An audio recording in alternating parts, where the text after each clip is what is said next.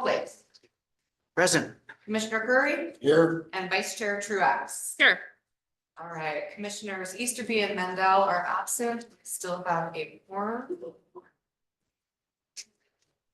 Okay, and that brings us to item number 2, board meeting minutes. Do I have a motion to approve the board meeting minutes from September 19th, 2023, December 12th, 2023, and December 21st, 2023?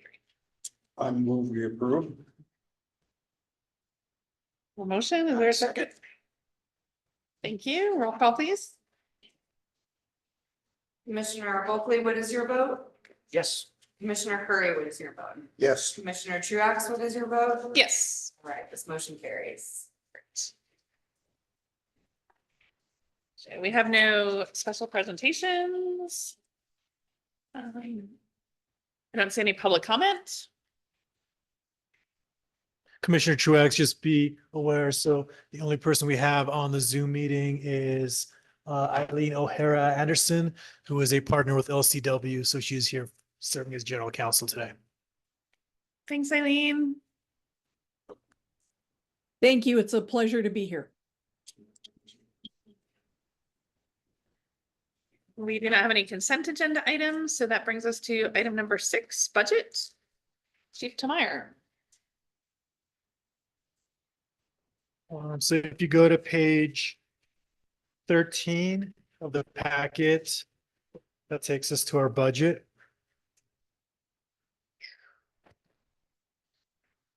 I'm just going to do a brief overview of the income. Again, we're still waiting for our first apportionment, which generally should come in any day now. So hopefully we'll get that in. That'll give us a good glide path of where we are. Couple things to note. Kind of on our other revenues, we're fairly in line of what we'd expect, other than, filing and miscellaneous fees are slightly down, which is a little bit of a reflection seeing, as far as a little bit of a slowdown kind of on the construction side, which tends to be a leading indicator a few years down for what we're going to be seeing from the property tax increases that are due to actual construction. Assistance for hire, we ended up budgeting pretty conservatively on that. So what assistance for hire is, if we go out on wildland incidents, again, our goal is to grow that significantly. We're sitting at 24,000. We'll be bringing in one more check for that, at least currently this year. And that basically reflects about 4 or 5 days of wind events that we were on a pre-position for Cal OES. So we'll probably still, even on a very bad year, get close to hitting budget. I think it kind of speaks to what that potential could be for the fire district. If 5 days gets us $50,000, if we can truly put together an engine and a water tender and get them out over the state, it's going to be, you can do the math there. If they're out for 60 days, that's going to be not just a nice income back for paying for that equipment and keeping those people busy, but also an experience perspective. So still have good hopes on that, even though last year was not a very busy year from that perspective. Ambulance income, we've just been a little bit behind on our billing. The good news is, in the announcement section, we'll announce our new hire, engineer Jason Compton. So he's going to be jumping up to get to work on that, but I do expect that number to come up. And other than that, again, until we get that first apportionment, we'll have better insight, which hopefully will be next meeting. Okay. Any questions on income? Just one more point on there. Chief Rooks is still assisting us with the CAL FIRE prevention. We do foresee being able to reimburse for a lot of the employee costs. So that number should go up for the 22-24 prevention grant.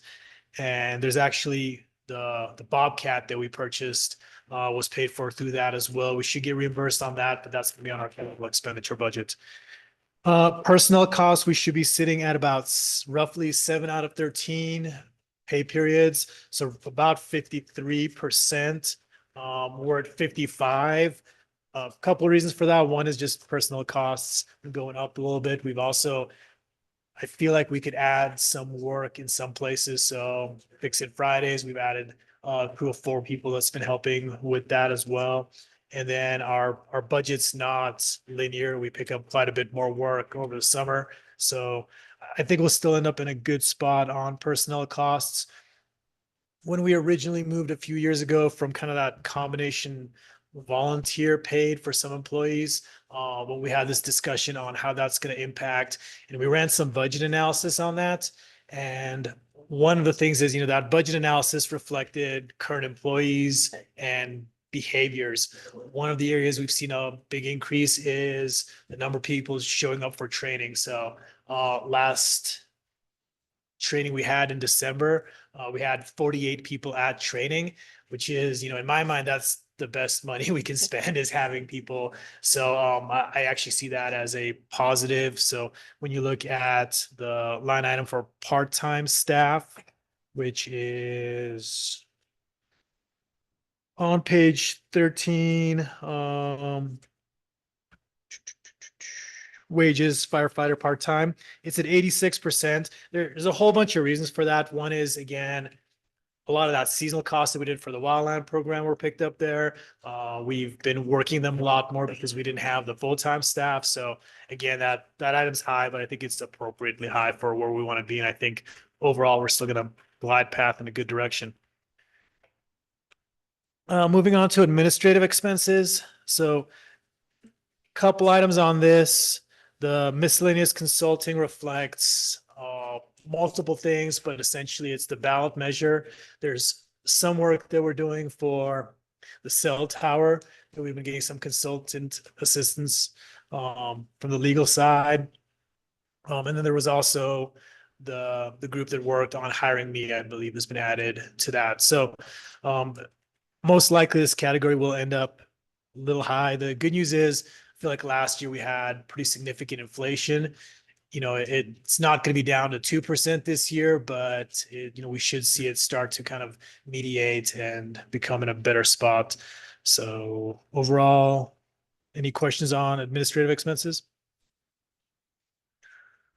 Insurance liability, I'll just highlight that one really quickly. That's one that over the last couple of years, we saw 100% increases twice in a row. We're in a 3-year contract, so there's nothing we can do about it short term. That being said, we're going to start exploring some options on potentially seeing if we could self-insure the buildings, working with the county to get into their pool. That's the majority of the cost there, but it's just a reflection that everybody's seeing currently in their businesses and personal residences. Logistics is kind of fairly in line where we'd want to be for this time of year. Our budget is, again, not calendar, it's from July through next June. So a good portion of our work that we do on facilities occurs kind of on the front end of that budget. There was quite a few things I was actually surprised with building and grounds, how much we've done, but we've done quite a bit of electrical work. We did some wall work here for the battery systems that's going in.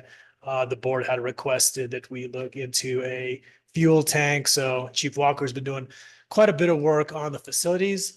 A lot of it is just resiliency and redundancy systems. After last year, I think we're all a little paranoid. So I feel good about where all of that's sitting, and it's just an investment in our equipment and stations.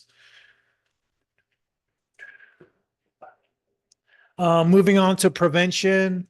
Again, we have not seen that same amount of, so prevention and education, the largest bulk of that is the work that we get done by Interwest for our plan check. And it's just a little bit of a reflection of a slowdown from that side. Training, we're not seeing the huge costs on the training side. We've been doing a lot of our training in-house. It is reflected in our wages to a certain extent. And then we're looking fairly good for utilities, but a lot of that is just very conservative budgeting there this last year after the increases that we had. Any questions on the budget? Thank you. Yep. So the one thing I'll note is, there were a couple factors into when we flew the one full-time position that Mr. Compton received. We actually created a list. Again, we lost Danny and Jordan this last year. Danny's in the Bay Area, and Jordan actually just got picked up with Reno Fire Department. So he's going through their academy currently. But we flew and structured the hiring process in such a way that if the budget's there, we have a list that we could hire from to fill a second position. So depending on what the budget's doing, we'll take a look at that moving forward here. Great.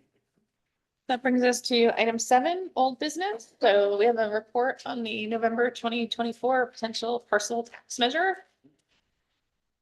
So this was actually on our previous board meeting as well, but it was a long meeting and I was trying to keep us moving.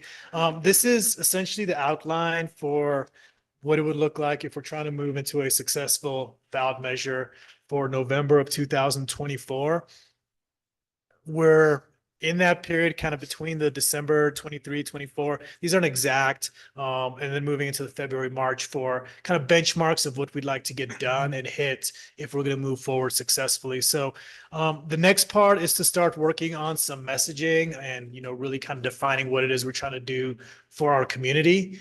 And big part of that is just making sure that we have a consensus and it's not just me out there speaking. We're going to do a ad hoc kind of working group that's going to include association members, full-time staff, and then some interested parties. Mayor John Wentworth mentioned that he might be willing to support us. So this is an opportunity if there's a board member who'd like to sit in on this kind of long-term over the next few months for the ballot measure.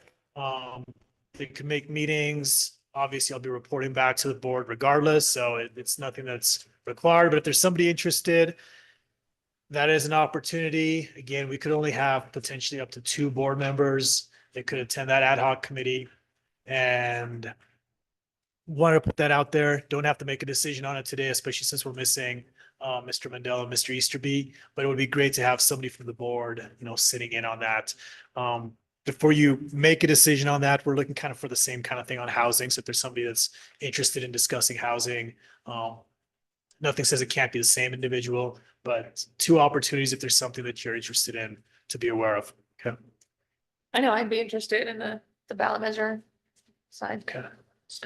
How do you guys? Okay. What I can do is I can give an update to the meeting to Commissioners Easterby and Mendel. Let them know that you were interested. If there's a second one interested, we could still add them to any sort of meetings and then kind of give a update to the board. Okay. Thanks for that. Good segue into item B, the firefighter housing options. Great. So this is something that obviously, the district's been aware of housing for a long time. We're the only public organization in the town that doesn't have some sort of housing program for their individuals. We have full-time employees, we have part-time employees, and our summer employees. All those we have employees that live within their cars currently, which is kind of a reflection of where this community is. We feel from a staff perspective that it's important that we have good input on kind of what the best types of solutions for this are. We have a couple of things here just to do a little bit of background homework, but ultimately, it's important that we have association members sitting in. It's important that we have board member understanding and representation on any kind of decisions that we're going to move forward on. And what we have before you is kind of what we could do individually. I will note that, there is a whole myriad of avenues we could explore on solutions here, and there's different levels to explore. I think that, you want to be careful not to jump into something with a significant portion of your budget when we haven't been doing anything over the last 20 years. So I would be kind of on this slow incremental approach as much as we can, which is a little bit of a reflection of what this is. I would argue that it's kind of good news where we are today. There'll be no shovels hitting the dirt for a long period of time, and based on where the market is, that could be advantageous to us. But I think it's important that we kind of move forward with looking at things. Chief Walker, if we decide to move forward with building anything or overseeing the building of anything, has a general construction background, so was a natural chief officer to kind of run with this process. So he'll take us through kind of how we got to where we are today, I think the main caveat is, Chief Walker and I kind of had an idea and we worked through this process and we're like, oh, that was actually a little off. This may be better for these reasons. This is kind of an evolving process. We just have to start actually putting some efforts towards it so that, we do end up in the right place. And you can only do that through good work, which ultimately Chief Walker and I are not going to do on our own because we don't actually, you have to go to the people that are going to need the housing and that sort of thing. So the goal here was not to get ahead of any committee work or that sort of thing. It was also just to make sure that everybody's time is precious, that we're not wasting our time moving through things. So when we do sit down as a group, we have some baseline understanding of what's realistic, what's not realistic, and what the values on it are. So Chief Walker will speak a little bit of kind of where we started in our Joaquin site. Great. So for those that don't know, the department owns about a half-acre lot on Joaquin. It's a Joaquin and Dorrance. And so we were looking at the idea of what it would take to put some housing on that property. Like Chief Tomeyer said, we had a couple of ideas. We've talked to the architects and the company that are building basically right across from our property, what's the name of that project over there? Obsidian, yeah. And they are building Obsidian. The main reason we talked to this group is they are kind of the primary builders for similar projects that the town had recommended to us. They're building a unit 60 Joaquin, which is a fourplex that's attached in your agenda. So we've been talking to them a little bit. They came up with a few ideas. They're for-profit business, obviously. They're looking, their kind of mindset is how do you max out square footage and for the cheapest cost. Chief Tomeyer and I, we had kind of envisioned a larger single building, but just looking at costs of construction, it turns out that building several small buildings actually is more cost effective. And so the pictures on page 19 here shows one of the ideas they had as far as putting 9 buildings on that property. Cost wise, these buildings they're roughly about $1 million a piece. So we were looking at possibly considering building half of them at one time, instead of the whole project, roughly for a $5 million construction cost. We've gone so far as to have the property surveyed, just so we can truly see what can legally be put on there and not put on there. But it looks like what you see in these pictures will absolutely fit. That's basically as far as we've gotten.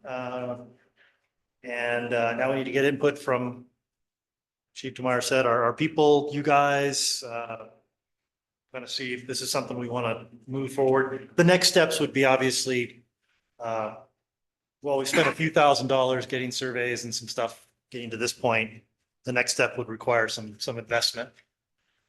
So this is as far as we've gotten at this point. Now we're looking for input. So, and I'll just add a couple of things to that really quickly. So just to give you some rough math, and again, when you're building as a public organization, it's a little different from just building out the private for better for worse. One of the things is that these, the modular design can just be done a lot more efficiently, especially for a public organization due to things like prevailing wage and how these things get built. So the reality is, we'd originally started with kind of a one big building, but it would have been about $1,000 a square foot. By looking at this other concept, it brings it down to about $650 a square foot. And again, these are all very rough numbers at this time because we've just put in kind of some conceptual discussions. We haven't really put much funding into this whatsoever. What that means is if you look at on page 19, kind of the most reasonable solution there, you've got 9 buildings and those are duplexes. So you're looking at actually 18 units with garages. You're looking at roughly at assuming that those are accurate numbers, about a $10 million project, which is significant. So that being said, I don't think the district should put that much of a commitment at any point in time towards housing, even if we have the right property. There is a little bit to be said for economies of scale, and the more of these you build, you start to bring the costs down. But essentially, something that would be reasonable and we could potentially afford would be building half of that. So building kind of the 5 on one side, leaving the other side open for future development. The town said we might actually have a little more variance on our property, so we'd have the ability to at least put 20 units on there, but we financially couldn't afford 20 units. If we did the 10 along the side there, you could potentially house, your 10 firefighters. You could all your full-time staff, and then by seniority, your captains, if you would need it to do that sort of thing. Recognizing that a lot of our firefighters are very kind of moving through the community quickly, but we really want to make sure we're providing housing kind of for our long-term people that have been here for a while who represent our experience base. Couple things we looked at is, originally we were just trying to build studios and maximize these as much as you can. The reality is what they came back with is it would end up costing us about the same as if we were building these 2 bedrooms. So these are relatively nice 2-bedroom, 900 square foot units with an attached garage. The garage is pretty key from a response perspective. It's one of the reasons we had originally wanted to build one building, is knowing that people could respond quickly to incidents. So just making sure that people can do that was pretty critical on kind of our decision making. On page 22 is the Joaquin Road town project. And if we decided to go this direction, this would be kind of the next step. This is what's called a bridging document, to where you really start to put together kind of an idea of what this should look like. So these are actually slightly larger than the ones we had looked at. These, I believe, are 12 or 1,300 units. They're 3 stories. So a little bit nicer, but again, the 2-bedroom, if we did 10, seemed like a reasonable fit for what we believe kind of the employee needs are at this time and space. That being said, this is just one idea. We want to make sure that now we start kind of bringing some other people in. And then if we decide to go down this path, once you get to the bridging documents, we would require board approval to start doing this type of architectural work. I think it's important that we get a committee together. Chief Such just noted today, this isn't the only option. There are, and we discussed this with Chief Walker, what the hospital did is they bought up little condos here and there. The nice thing about that is you're moving in and kind of dollar cost averaging your commitments. So you're not making a large move at any one point in time. You also have the benefit of, if you can just pay for it with your budget, you're not spending a lot on the interest rates on the mortgages and that sort of thing. So there are benefits. That the negatives are obviously having something on one parcel that you can manage is significantly better than having condos across the whole community where you're trying to deal with HOAs, deal with all those costs. Additionally, if we own it as a district, we basically are tax exempt on the majority of the property tax. So there are some good reasons for us to get into a project like this, but I think it's time to sit down with a larger group and kind of look at what all of our options are. I'm also a believer that, down payment assistance is a good way to go. Chief Freevold received some of that. I received that when I started.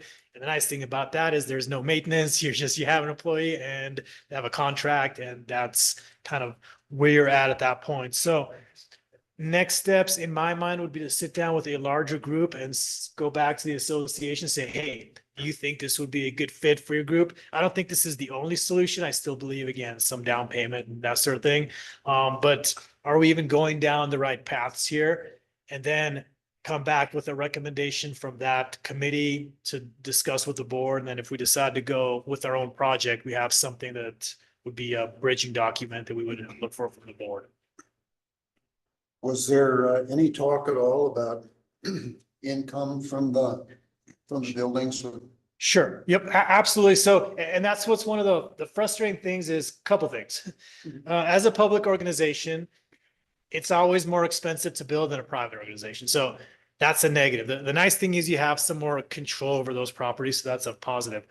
I would say that at this point, anyone that buys real estate today is going to have a hard time making a profit over the next few years. So absolutely that funding should be coming back into the district. It should be going back towards both capital maintenance of the buildings, feeding back either into the general fund or into things such as down payment assistance to make sure that, eventually we can move people out of these buildings and help them with some down payments. The nice thing about the down payment is that money eventually comes back to the district.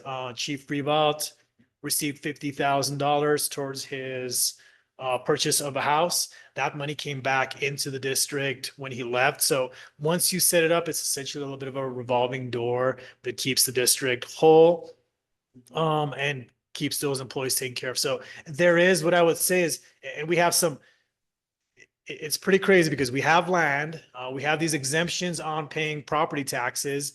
And I would still argue that, we would be operating this at a loss. Like this would be something that we would be essentially subsidizing the housing for our employees, at this time. But yes, absolutely, there should be a portion of that coming back to the district.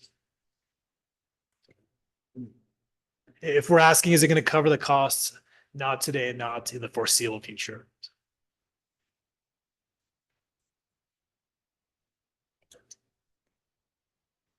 Any other questions or comments on this?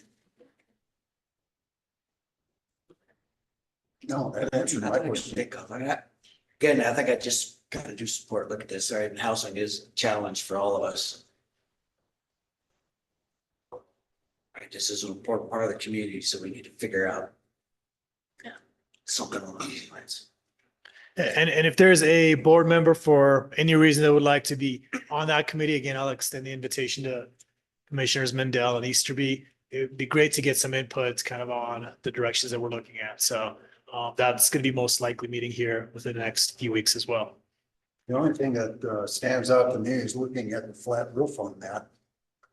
As far as snow load and Yeah, I agree.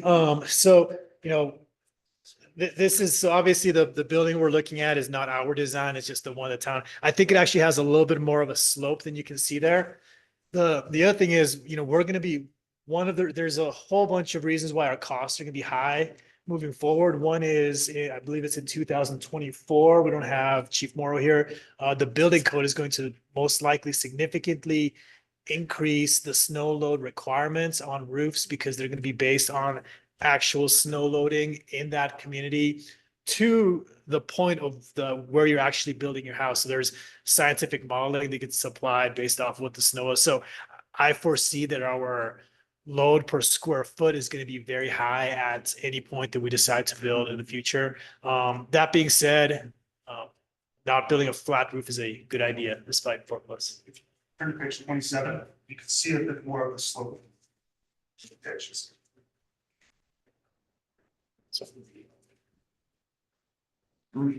But again, these aren't ours. They were just more an example of kind of what a bridging document looks like and what would be the next step if we were moving forward with a build of our own. So.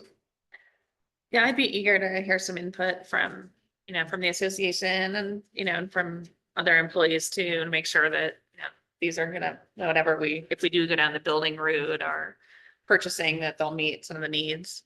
I guess the other thing I would add too is that I think too, with going out for this ballot measure, we really want to be able to articulate, what kind of housing options we would pursue with that to the public. So that everyone's pretty clear that, we're not just building some fancy housing complex. Yeah, absolutely. I think, that's part of what we heard from the past is making sure that we have a story to tell on exactly what it is we're trying to accomplish with this ballot measure. I see this as a piece of that along with our wildland program and some sort of year-round staffing support. Yeah. Clearly a huge need. Okay, and thanks Chief Walker for your work on that. I know it's always interesting working with architects, design and surveys and so forth. So good progress there. this would be just like they did for the low income housing. They bring them in modules, stack them. So kind of due to, and it's interesting because Chief Walker's a big fan of framing it up I'm not gonna say the right way, but the way that it's been done in the past. What you end up finding is that it's significantly more expensive and these modular builds are getting better and better in quality. So I don't know if I would have wanted to be in one of the first ones of these, but they're getting to the point of where correct, yeah, essentially the company that we're looking at, I believe they build them in Montana. Yeah, they truck them in. So essentially you frame up the garage on the first floor and then the second story, all the living area is just trucked in and dropped in place. Yeah. Which allows you to avoid some of the costs as far as labor here is in this town, which is significant. And they're building the same thing. They're basically building, 5 of these units in a factory, driving them out, dropping them on. So And that is one of the key to getting that cost savings is, we're like, build us a couple, 1 bedroom, some studios. What they want to do is just cookie cutter, build the exact same thing 10 times in a row. That's ultimately where you go from $1,000 a square foot to $650 a square foot. So, which is still quite a bit anytime you look at it in the past. As a public agency, we'd be required to put this out to bid. Yeah, so we would have to go through the full RFP process, the prevailing wage. There's quite a few things. And frankly, we don't have the staff capacity to do that properly without some support. We'd obviously have to work with our legal, but ultimately we'd most likely be working with trying to leverage some help either from the town or the county, potentially Mammoth Lakes Housing to make sure we did all this process correctly. So realistically, Scott, 2-3 years before this could even break ground on it. it's probably, I'd yes, say that's probably realistic, which is, kind of more reason to start at least rolling the ball on kind of the small, let's take a look at some architectural designs and see if this makes sense. The beauty of that is, looking at our budget, when we built this station, Chief Ritter had the foresight to essentially pay for half of it up front, and we ended up not burdening the annual budget significantly. The nice thing is, we got some funding once they get all the budgets worked out that we could maybe put a piece of that towards that. And if we passed the ballot measure, just spent the first 2 years by taking that piece to it, we wouldn't pick up a huge payment to where, like you mentioned, a large portion of this could be just the rent coming back into the system and build something that's sustainable long-term without having a negative impact on the district. So I'd say that in some ways, giving people that here's where we're going to get to in 3 years, but also saving during that time to get there would be the right way to do it. Even if we could move faster, which I think 3 years is probably a realistic timeline. Okay.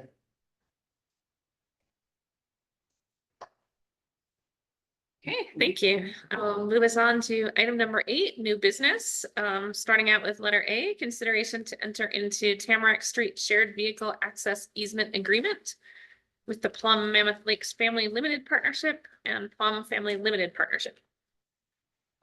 So we actually have Mr. Plum in the audience here today. I want to thank him for his time. He actually worked on this with, I believe, Chief Freevault and Chief Heller quite a few years ago. Essentially, and if you want to speak on it, I'll let you. Well, it's been a process since 2011, approved, and then even before that, so. And then there's this real similar one that we have with the town of Mammoth Lakes. Yep. So basically what this is, if you're familiar with Tamarack, their limited partnership owns the last few lots kind of at the end of Tamarack there. And what they're allowing is for an easement to go essentially through those properties to the backside there. They've signed basically a mirror kind of identical one with the town of Mammoth Lakes, which will make sure that that road through there is appropriate. To the backside for fire protection, for any kind of search and rescue, anything we need. I believe there's a additional document easement that they would be doing with the Forest Service as well that they were looking at. So what it does is it provides public organizations access to the public land that's on the backside of the town there. It does not in any way relinquish any future district rights as far as requirements to build. It's actually a difficult area to build because of the avalanche path there. So the reality is this is just a benefit to the district in the sense that it's providing an opportunity to make sure that we have access to that area there and can properly service any of those parcels that are in that area. So the town planning signed this off, I believe, in 2020 is What? Dan Holler, in the town, I believe that was completed in 2020. Yes. Yes.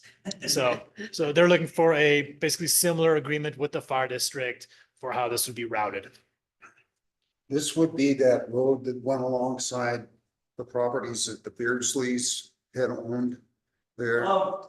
Yeah, the road will actually get reconfigured, so instead of going up along the Beersley's, it'll just continue south along, basically along the fence line of Snow Creek Ranches Okay. out to the Forest Service. So, because we've also given the public a 10-foot permanent access easement across there to connect the private lands. So, or across the private lands to the public lands. So moving with the avalanche concerns, moving everything down to the south or the east as much as we could, is what we did. Because the houses should be built to help protect and Right. more slides.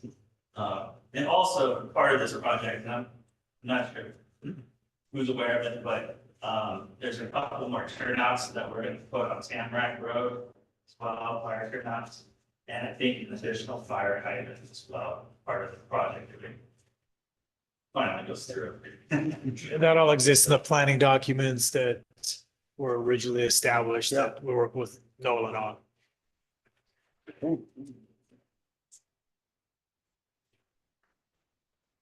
Any question? Any other questions? Or- No.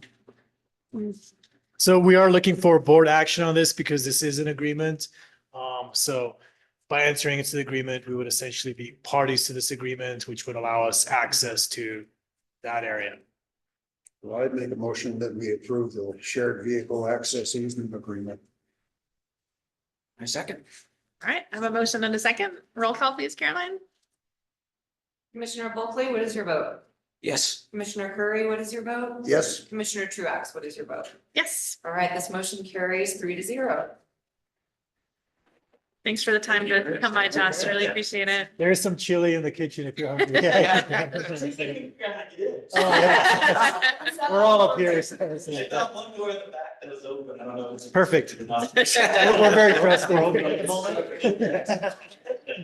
So, yeah, chili and salad if you want to grab some in there. Do you need me for anything else? Only if you want to hang out. At some point, we need to sign, but I'll tie in with you. Yeah, we can do that at any point. Okay. Okay, I thank you. might grab a bowl of You chili. should, Yeah, yeah, go it's for really it. good. Awesome. Chief, do you want Thank you. We'll just do it after. It needs to be done with, good coffee. So good. Okay, that brings us to item number 9 on the agenda, chief officer and staff reports. None today. I tortured you a little too much in December, so I'm trying to keep it brief. Okay, fabulous. Item number 10, district fire chief reports. So just a quick update on the after action review that we're working with the town. They compiled all the interviews. They're going out and doing some surveys. One of the things that's pretty clear is really taking a look at kind of our propane response, making sure that we have clear and defined propane policies on how we do this. What I have a feeling is going to happen is as you take a look at the potential from what we saw last year is really doing an assessment of risk versus gain and, putting people in situations where, we're very willing, unfortunately, to risk life to save life. That's part of the job. But what do you do when you have property risks versus life risks? And getting all of that defined and written down before the next one of these occurs. The thing is, a lot of these, you get it down on a policy and people don't understand the implications till you have another one of these events and they go, wait, hold on, what's changed here? So making sure that we're working closely with both the town and we're starting to work with AmeriGas as well as regulatory agencies to understand kind of what this framework should look like for the unique hazards that we have here. The town is currently in the process of renegotiating the franchise agreement. So the AmeriGas franchise agreement was a 20-year agreement. It actually is coming up for renewal. So that will be occurring in the next few months here, and making sure there is an understanding of those roles and responsibilities. We're not a party to that agreement, but ultimately, whenever there's anything wrong with those systems, they end up calling us to respond. So we are named several times in the agreement from the response perspective, and it's important that we have a seat at the table. I've had very good input and discussions preliminarily with the town last week, kind of starting out this process.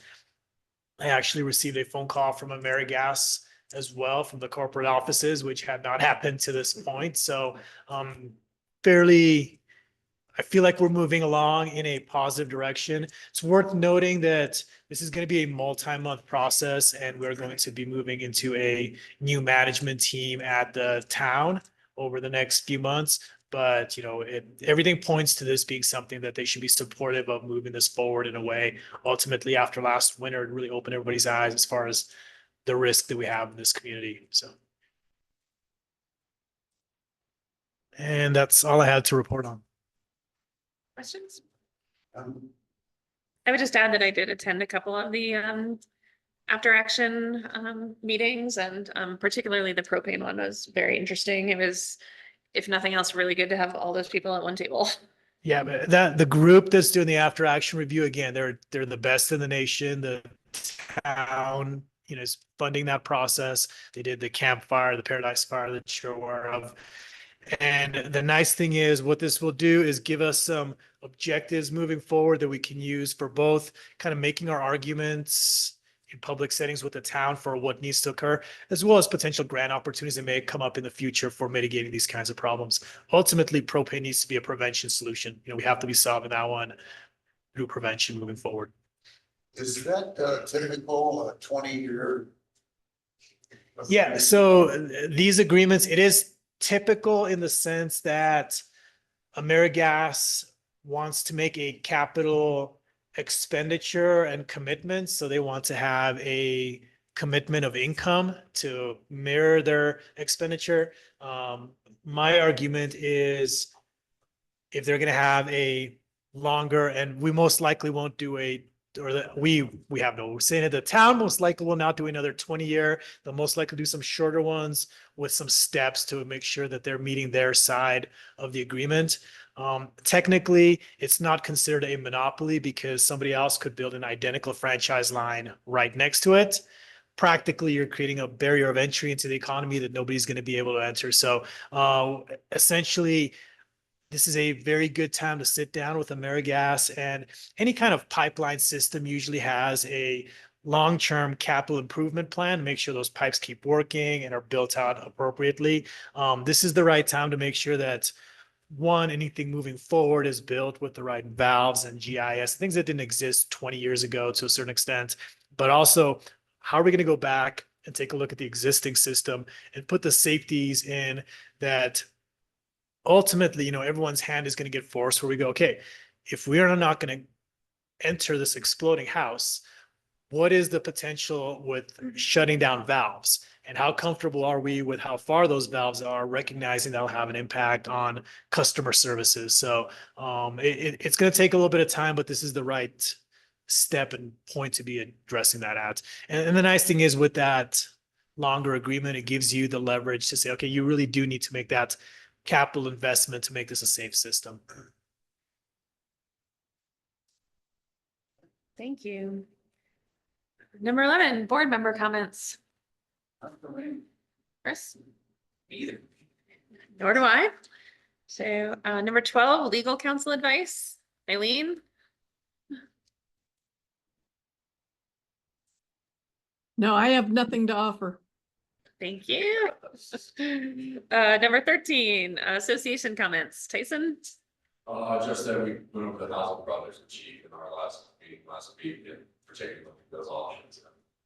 And come back to the next month, our meeting, and talk about what plan have, joint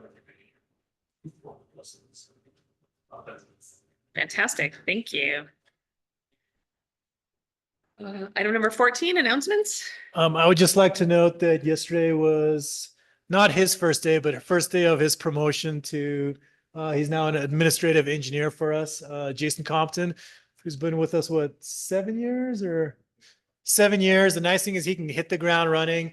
He also worked part-time as an EMT with the county. So he's a very well-rounded individual. And I think he's going to be great in this new role with us. So And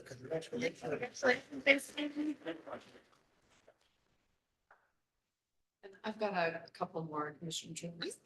The first is I'm going to be adding the new board members to the LAVE account access. So that'll be Commissioner Bulkley and Easterby. And then I'll be training the new board members, and maybe some of the current board members that haven't done online bank transfers. The next thing is I'm gonna cancel the recurring board meeting because I keep getting errors popping up, and I think it's because I've added and deleted so many commissioners recently. So if you get a cancellation of the meeting, I'm gonna resend. You are still expected to come once a month to attend the meetings. And then if I could also have Commissioner Truax stay and sign the minutes. Yes, of course. Thank you. and then I'll add one more announcement. I put it out on email, but Andy Morris, the town attorney, is doing ethics training next week, I believe, if anybody needs it currently. Tomorrow. Oh, it's actually tomorrow. Okay, yeah, time flies when you're having fun. He actually puts on a really good training. It's a little more entertaining than when you just do the online version. If you don't need it, great. If you do, it's a good one to attend. So I got Commissioners Truax, Bulkley, and Easterby, and unfortunately, Commissioner Curry is due, so maybe we can talk. I don't know what your schedule is tomorrow, but we'll talk after the meeting. And Okay, we could try to find an online option for you too. Chief Such and I can look online if that's what the preference is. Bad timing, sorry. all right. Well, I would add that Andy Morris's training is quite good and fulfills the requirements, but rarely lasts full 2 hours. Okay, that brings us to 15, administrative business. Considering moving our next meeting from the 20th to the 21st of February. yeah, so I received a request. The Bishop Fire has a new fire chief who's been in the job for about a month. His Bishop Fire actually falls under the city of Bishop, and they're looking at adding a second position, which would be a assistant fire chief full-time.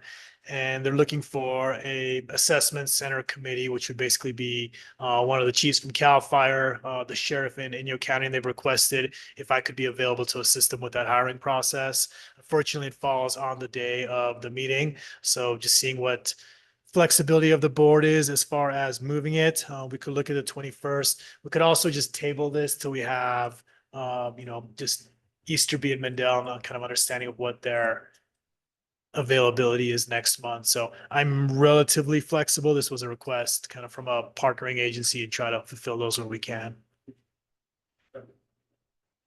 I'd be available the 22nd.